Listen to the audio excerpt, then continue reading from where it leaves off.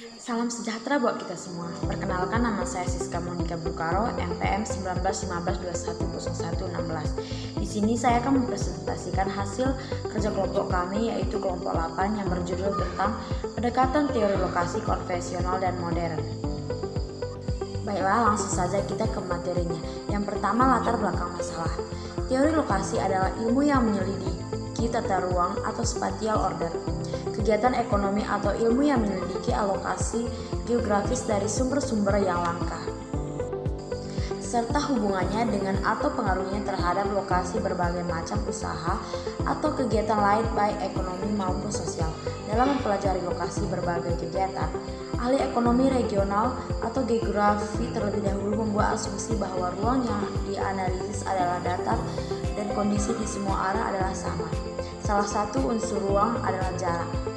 Jarak menciptakan gangguan ketika manusia berhubungan atau berpergian dari suatu tempat ke tempat lainnya. Walaupun teori yang menyangkut pola lokasi ini tidak berkembang, tetapi telah ada sejak awal abad ke-19.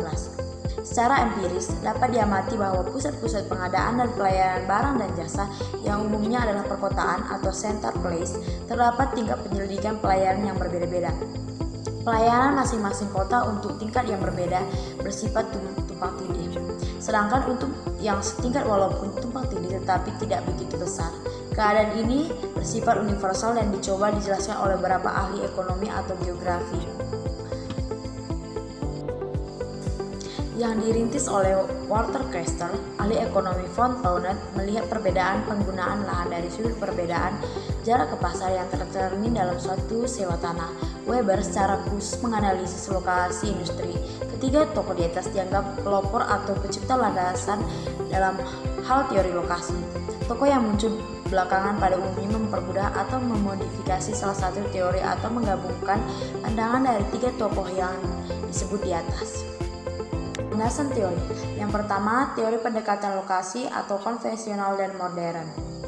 Teori lokasi sering dikatakan sebagai fondasi dan bagian yang tidak terpisahkan dalam analisis ekonomi regional.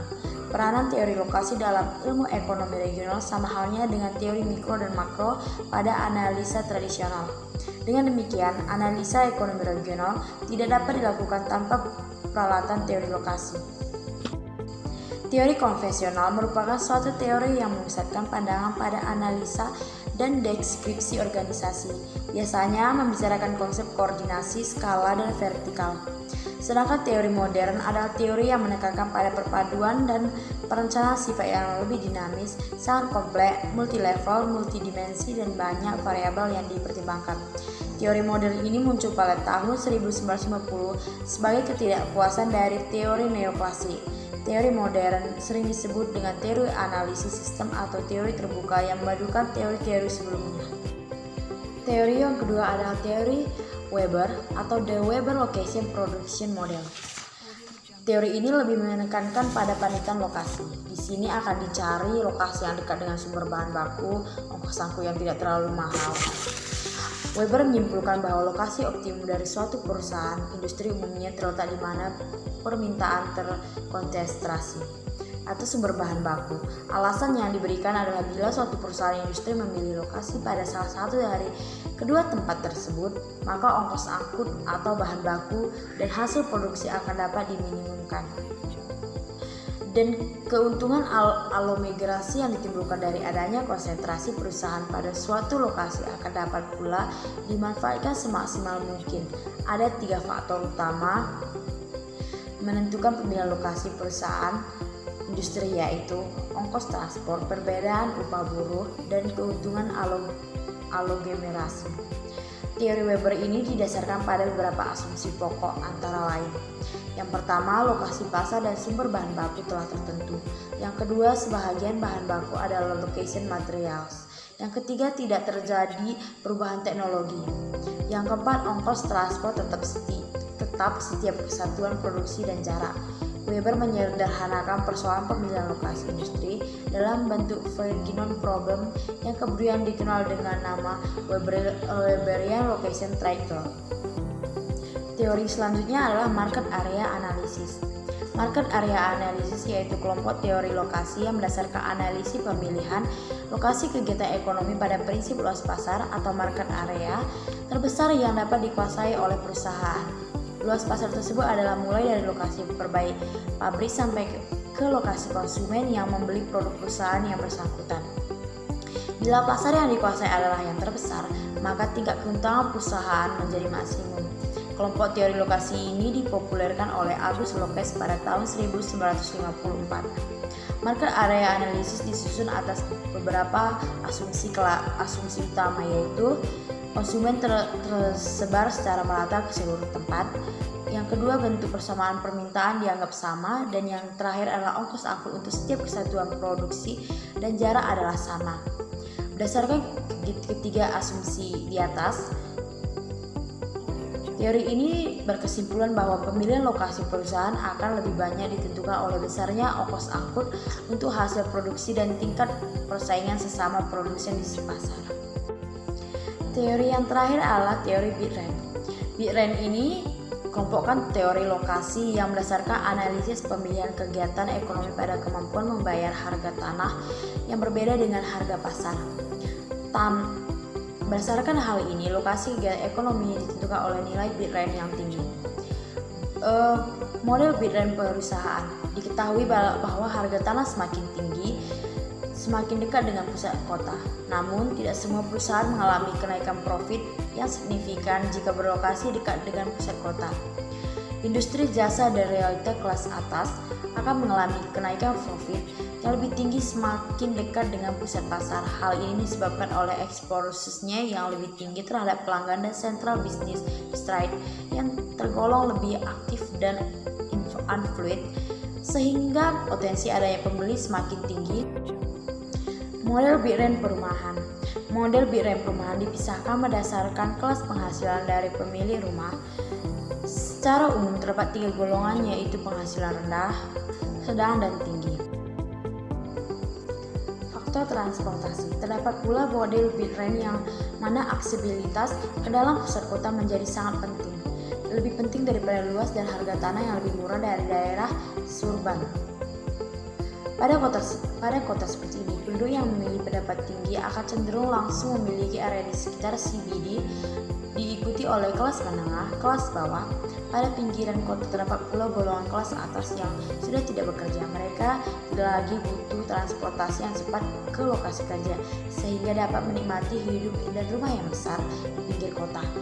Kota yang dipresentasikan model seperti ini umumnya adalah kota yang memiliki kemacetan sangat tinggi seperti Bangkok dan Manila. Faktor lingkungan. Umumnya, daerah yang dekat dengan CBD memiliki kualitas lingkungan yang lebih buruk dikarenakan intensitasnya aktivitas manusia yang kurang ruang terbuka hijau. Meskipun begitu, penduduk dengan pendapatan rendah tetap harus berada pada area sekitar pusat kota meskipun kondisi lingkungannya sangat buruk. Hal ini disebabkan oleh tingginya biaya transportasi, sedangkan penduduk yang memiliki pendapatan sedang dan tinggi dapat dengan lebih bebas memilih lokasi yang akan mereka tempati karena mereka tidak terlalu terikat dengan biaya. Dari penjelasan yang telah saya jelaskan tadi, bahwa dapat disimpulkan bahwa secara garis besar teori lokasi dapat dikategorikan atas 3 kelompok utama. Yang pertama itu adalah teori Weber. Teori ini itu menekankan analisa pada aspek produksi dan mengabaikan unsur-unsur pasar dan permintaan. Pelopor ini itu adalah Albert Weber pada tahun 1909 yang beranggapan bahwa ada 3 faktor utama yang menentukan pemilihan lokasi perusahaan industri, yaitu ongkos transport, perbedaan upah buruh, dan kekuatan aglomerasi. Weber menyederhanakan personal pemilihan lokasi industri dalam bentuk Virgon problem yang kemudian dikenal dengan nama Weberian Location Triangle Weber. Weber menyimpulkan bahwa lokasi optimum dari suatu perusahaan industri umumnya terletak di mana permintaan terkonsentrasi atau pasar atau sumber bahan baku. Alasan yang diberikan adalah bila suatu perusahaan industri memilih lokasi pada salah satu industri dari kedua tempat tersebut, maka ongkos angkut untuk bahan baku dalam hasil produksi akan dapat diminimumkan dan Keuntungan alogenasi yang ditimbulkan dari adanya konsentrasi perusahaan pada suatu lokasi akan dapat dimanfaatkan semaksimal mungkin. Dalam proses produksi berat barang berkurang, lokasi optimum akan berada pada sumber bahan baku. Sebaliknya, bila dalam proses produksi berat barang bertambah, lokasi optimum akan berada pada pasar. Hanya bila industri menggunakan proses food loss, perusahaan akan dapat bebas kedua alternatif lokasi tersebut. Kelompok teori lokasi yang kedua dinamakan market area analysis, yang dipelopori oleh August Lotz pada tahun 1954. Menurut kelompok ini, faktor permintaan lebih penting, artinya dalam persoalan pemilihan lokasi, bila permintaan terhadap suatu barang ada elastis terhadap harga, diperkirakan akan timbul berbagai pengaruh terhadap pemilihan lokasi perusahaan. Di samping itu, adanya unsur persaingan antar tempat di antara sama produsen menentukan pula tingkat laku perusahaan dalam memilih lokasi. Teori ini berkesimpulan bahwa pemilihan lokasi perusahaan akan lebih banyak ditentukan oleh besarnya ongkos angkut untuk hasil produksi dan tingkat persaingan sesama produsen di pasar. Penelitian empiris pertama tentang teori area pasar dilakukan oleh Reilly pada tahun 1929. Hasil penelitian ini ternyata sangat memuaskan sehingga penemuan yang didapat kemudian dikenal dengan hukum Reilly yang berbunyi, lokasi perusahaan industri cenderung terkonsentrasi pada beberapa pusat, sedangkan jumlah industri yang masuk ke konsentrasi tersebut sebanding dengan luas daerah pasar atau diukur dengan jumlah penduduk, dan berhubung berbalik dengan jarak antar pusat dengan daerah pinggiran daerah pasar. Kemudian teori lokasi ketiga dinamakan sebagai Big Rent Theory yang dipelopori oleh von Thaunen. Menurut kelompok ini, pemilihan lokasi perusahaan industri lebih banyak ditentukan oleh kemampuan perusahaan yang bersangkutan untuk membayar sewa tanah. Tentunya teori ini lebih banyak berlaku untuk pemilihan lokasi pada daerah perkotaan, di mana harga dan sewa tanah sangat tinggi sehingga merupakan bagian ongkos produksi yang cukup menentukan. Teori Biren ini disusun atas beberapa asumsi, yaitu yang pertama, terdapat seluas tanah yang dapat dimanfaatkan mempunyai tingkat kesuburan yang sama. Yang kedua, di tanah tersebut terdapat sebuah pusat produksi dan konsumsi yang menggunakan hasil yang diproduksi di daerah sekitar. Yang ketiga, ongkos angkut sama untuk setiap kesatuan jarak produksi. Yang keempat, harga barang produksi juga sama untuk setiap produksi.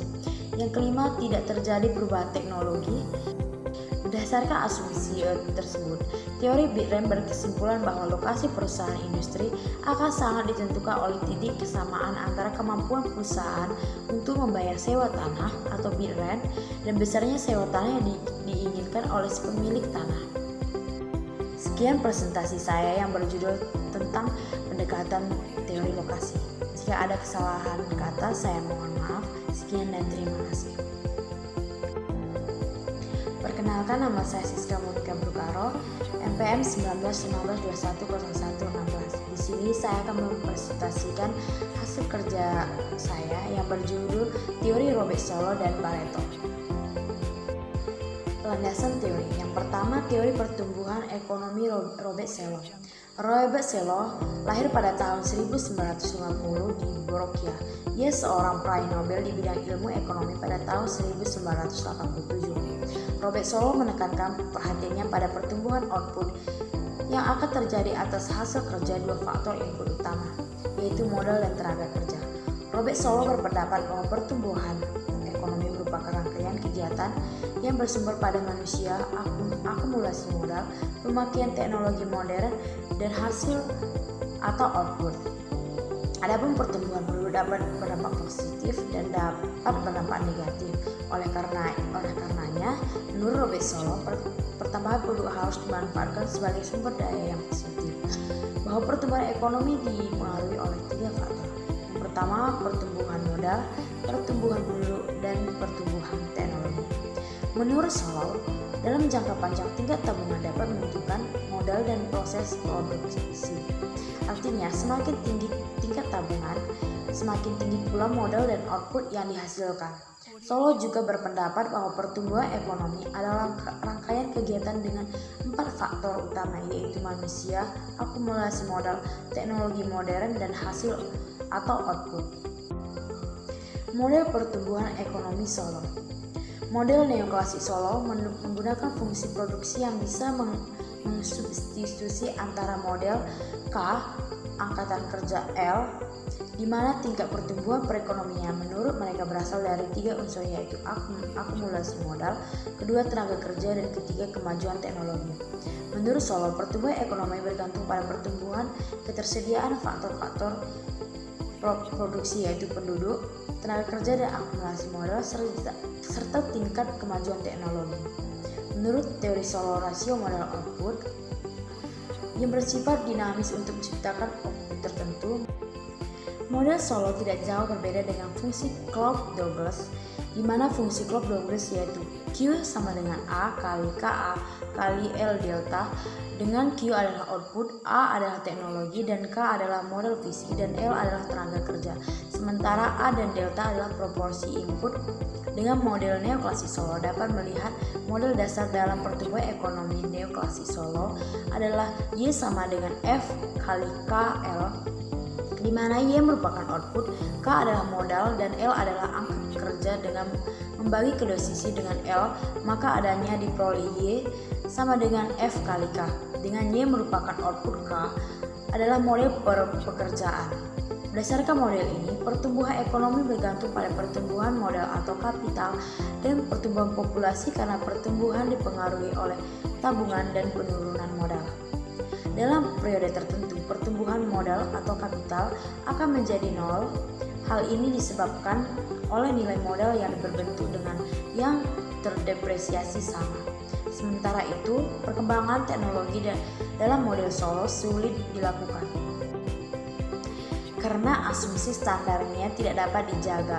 Model endogenous menjadi perkembangan teknologi dan memasukkannya ke dalam model, yang mana model dasar dari pertumbuhan endogenis yaitu Y sama dengan F kali KLA, dengan K adalah kapital, E adalah angkatan kerja, dan A merupakan teknologi.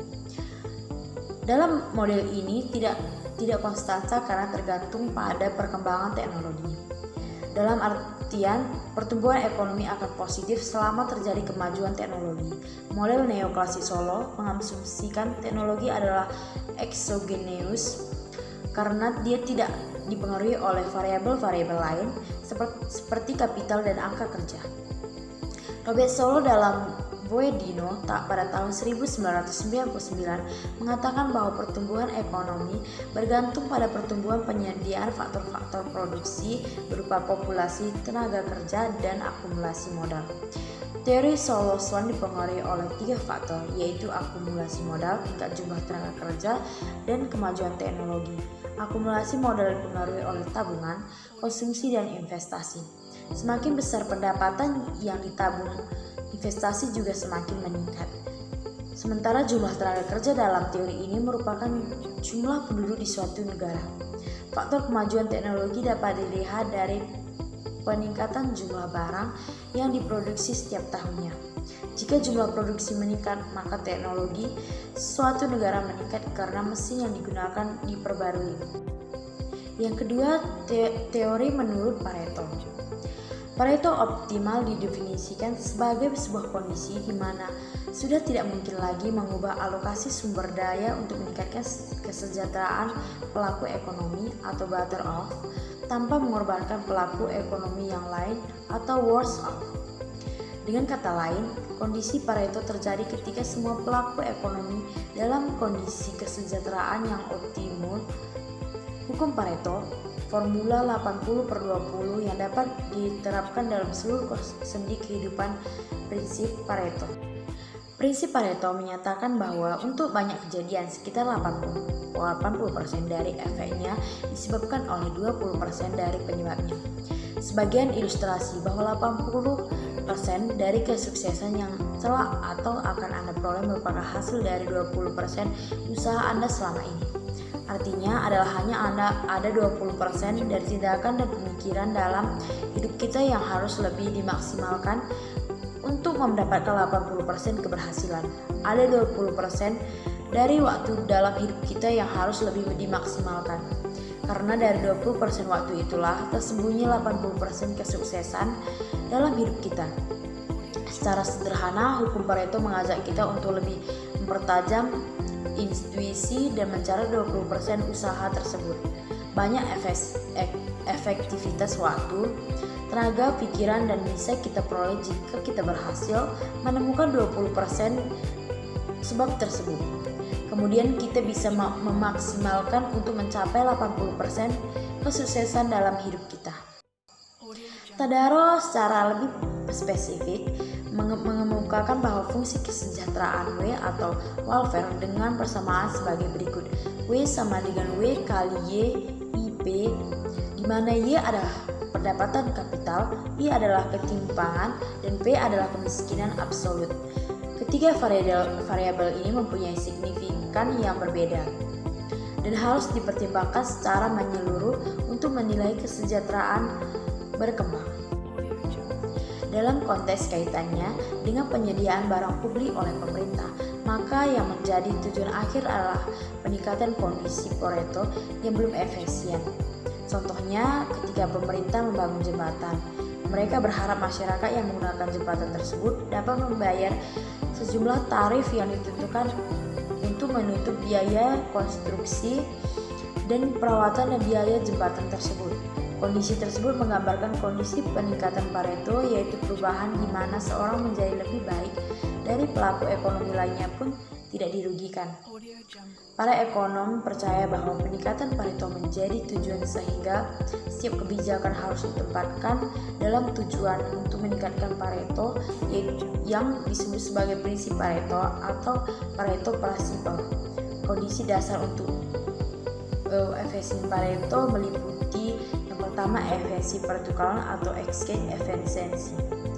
Efisiensi pertukaran fokus pada distribusi barang. Diasumsikan semua barang telah didistribusikan sehingga dalam efisiensi pertukaran tidak ada pelaku ekonomi yang menjadi lebih baik atau better off tanpa mengorbankan pelaku ekonomi lainnya atau worse off. Efisiensi pertukaran juga berarti tidak ada cakupan untuk perdagangan atau bisa dikatakan pertukaran tersebut saling menguntungkan. Efisiensi pertukaran diilustrasikan dengan kurva di samping yang bisa disebut endogrammed Bowley. Diasumsikan bahwa AO dan OB merupakan konsumsi pelaku X dengan dua barang, selaku AO dan OB merupakan konsumsi pelaku Y dengan dua barang. Pareto efisiensi merupakan tangan dari kurva indifferent atau E, di mana marginal rate of substitutional dari kedua barang A atau B sama. Yang kedua, kurva produksi. Efisiensi produksi adalah efisiensi menyangkut biaya yang dikeluarkan untuk menghasilkan output tertentu. Jika produsen tidak efisiensi secara produksi, berarti dapat memproduksi barang lebih banyak tanpa mengurangi produksi dari barang yang lainnya. Dikatakan efisiensi semua unit kegiatan ekonomi yang beroperasi sepanjang kurva batas produksi. Selain dengan pendekatan produksi possibility Faulkner, efisiensi produksi juga melakukan pendekatan kendala anggaran, di mana terdapat cost of line yang memberikan kombinasi input dari biaya gambar kurva di bawah menjelaskan kombinasi dua input, yaitu X tenaga kerja dan Y atau tanah yang memproduksi input yang sama. Kurva Q1 memproduksi output yang lebih tinggi daripada Q2. Slope dari kurva isoquant disebut marginal rate of technical substitution. Kurva isostosis merupakan kombinasi input dari mana biaya untuk memproduksi barang dengan jumlah yang sama. Slope dari kurva isocost mempresentasikan harga relatif dari dua input. Suatu UKE memaksimalisasi jumlah output yang diproduksi dengan memberikan tingkat pengeluaran dari input, di mana isoquant merupakan kontagen dari ISO cost hingga MRS sama untuk harga relatif. Dalam ekonomi persaingan, semua UKM menunjukkan harga yang sama karena UKE dalam menggunakan input tenaga kerja. Dari penjelasan yang telah saya sampaikan, dapat disimpulkan bahwa menurut teori Robert Solow, pertumbuhan ekonomi dipengaruhi oleh tenaga kerja manusia, akumulasi modal, dan pemakaian teknologi. Jika suatu negara ingin maju, maka negara itu harus memanfaatkan pertumbuhan manusia dengan baik, akumulasi modal dengan seimbang, dan teknologi yang canggih dapat mewujudkan pertumbuhan ekonomi yang baik. Pertumbuhan ekonomi merupakan suatu gambaran nyata dari dampak suatu kebijaksanaan pembangunan yang dilaksanakan, khususnya dalam bidang ekonomi. Pertumbuhan ekonomi tersebut merupakan laju pertumbuhan terbentuk dari berbagai macam sektor ekonomi yang secara tidak langsung menggambarkan tingkat pertumbuhan ekonomi yang sedang terjadi. Bagi daerah, indikator ini penting untuk mengetahui keberhasilan pembangunan yang telah tercapai dan berguna untuk menentukan arah pembangunan masa yang akan datang. Untuk itu, setiap negara pasti berlomba-lomba untuk membuat pertumbuhan ekonominya agar tumbuh dengan pesat. Untuk itu, banyak yang menerapkan apakah teori Robert Solow ini mampu memacu pertumbuhan ekonomi di suatu negara dengan menerapkan faktor manusia, akumulasi modal, dan teknologi. Adapun kelebihan dan kekurangan dalam teori Robert Solow ini itu adalah kelebihan teori ini adanya hak kepemilikan, adanya pasar monopoli di duopoli, serta teori ini mampu meningkatkan kemampuan penjual dan pembeli. Adapun kekurangannya, MPS dan ICOR tidak konstanta dalam jangka panjang, proporsi pengangguran dan tenaga kerja tidak tetap serta tidak memperdulikan pembangunan ekonomi. Sedangkan menurut teori Pareto, kegiatan ekonomi yang tidak terlepas dari pasar pada dasarnya mementingkan keuntungan pelaku ekonomi dari pasar tersebut, sehingga sangat sulit menemukan ekonomi yang mensejahterakan jika dilihat dari mekanisme pasar yang ada. Kesejahteraan adalah salah satu aspek yang cukup penting untuk menjaga dan membina terjadinya stabilitas sosial dan ekonomi. Kondisi tersebut juga diperlukan untuk meminimalkan terjadinya kecemburuan sosial dalam masyarakat. Prinsip Pareto dinamai dari nama Vilfredo Pareto, seorang ekonom Italia yang mendirikan pada tahun 1895. Sebelum mendefinisikan aturan 80/20, beliau mempelajari bagaimana upaya dan membuahkan hasil tertentu. Akhirnya, beliau juga menyadari bahwa hampir setiap 80% kekayaan dalam kegiatan ekonomi Italia pada waktu itu dikendalikan oleh sekitarnya 20% populasi. Jadi, prinsip Pareto adalah suatu prinsip yang menyatakan bahwa 80% dari hasil sebenarnya dihasilkan oleh 20% input atau dorongan. Pareto optimal adalah lokasi sumber daya yang tidak dapat diperoleh dengan baik oleh individu tanpa adanya orang lain yang lebih buruk. Model efisiensi ini menimbulkan asumsi yang sangat terbatas, yaitu yang pertama, sebuah pasar yang lengkap untuk semua terkait dengan masa depan dan semua resiko. Yang kedua, tidak ada eksternalitas dalam fungsi utilitas konsumen atau fungsi produksi atau perusahaan. Yang ketiga, harga pasar diketahui dengan pasti dan semua pasar harus memiliki informasi yang sempurna. Dan yang keempat, konsumen memaksimaliskan utilitasnya dalam kurva indiferennya berdasarkan tingkat pertukaran marginal. Kondisi yang diperlukan untuk mencapai Pareto optimal ada dua, yaitu efisiensi dalam konsumen terjadi ketika kurva indiferensi seorang konsumen bersinggungan dengan garis anggaran atau budget line. Dalam keadaan ini, seorang konsumen akan mendapatkan tingkat kepuasan tertinggi dengan biaya paling sedikit yang perlu dikeluarkan. Dan yang kedua itu efisiensi dalam produksi terjadi ketika seorang produsen dapat menghasilkan sebuah produk dengan anggaran seminimal mungkin namun dapat menghasilkan produk tersebut secara maksimal. Kelemahan dari konsep Pareto optimal adalah tidak dapat digunakan untuk memecahkan masalah-masalah sosial yang mendasar dari distribusi dan redistribusi ekonomi kesejahteraan berkonvensional pada saat mempunyai masalah dalam alokasi dan mencoba memecahkan masalah alokasi tersebut berdasarkan pada pertimbangan nilai yang berubah-ubah dari lokasi tersebut. Pertumbuhan nilai yang berubah-ubah tersebut berlaku pada fungsi kesejahteraan konvensional. Kelebihannya itu di mana tingkat upah juga meningkat dengan ketersediaan modalnya, maka dapat meningkatkan pertumbuhan ekonomi suatu negara karena membawa kesejahteraan dalam masyarakat tersebut. Kelemahannya sendiri, sebenarnya teori ini tidak sepenuhnya dapat diterima pada semua negara, terutama negara yang sedang berkembang.